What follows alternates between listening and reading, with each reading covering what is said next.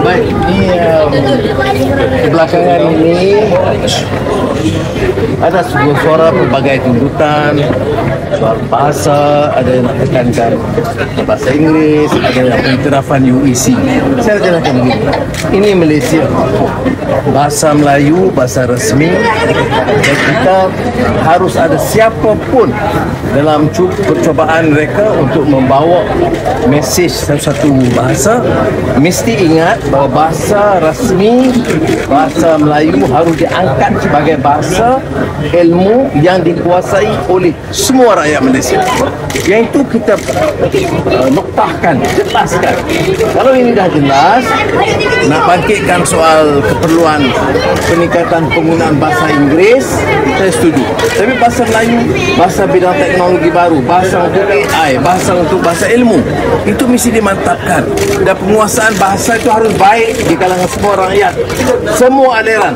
Saya tak kira Cina, Tamil, Inggeris, mesti menguasai bahasa Melayu. Dan ini juga syarat yang kita kenalkan untuk sekolah-sekolah internasional bagi pelajar atau sekolah antarabangsa bagi pelajar Malaysia. Dia boleh perantaraan bahasa Inggeris tapi mesti lulus dan menguasai bahasa Malaysia. Itu satu. Jangan pertikai. Kalau itu dijelaskan, dimantapkan, urusan lain boleh kita bicara. Umpamanya, apakah ada keperluan penguasaan bahasa Inggeris yang lebih baik? Jawabnya ya. Apakah keperluan mengajar bahasa Inggeris di beberapa bidang baru di sekolah, di universiti? Jawabnya ya. Apakah keperluan untuk tingkatkan penggunaan bahasa Cina di beberapa kursus di universiti? Tak ada masalah. Termasuk soal UEC. Ketiga, empatnya berikutnya bahasa Arab. Kita ada fakulti Islam, fakulti pengajaran Islam di banyak universiti. Jadi kita mahu supaya kursus dalam bahasa Arab juga diberikan peluang dan kesempatan. Kalau begitu ada beberapa kuliah khas bahasa Tamil boleh digunakan.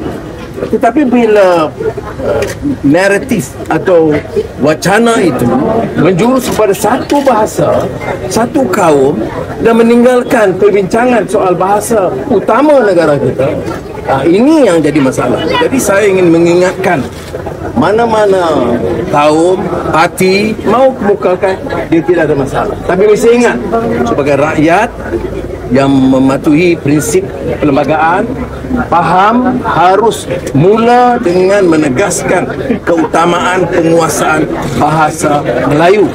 Kemudian saya setuju untuk angkat kedudukan penguasaan bahasa-bahasa lain, bukan saja Inggeris, Cina, Arab, Tamil, tapi mana-mana bahasa lain. Tetapi saya nak kerangka besar itu jelas.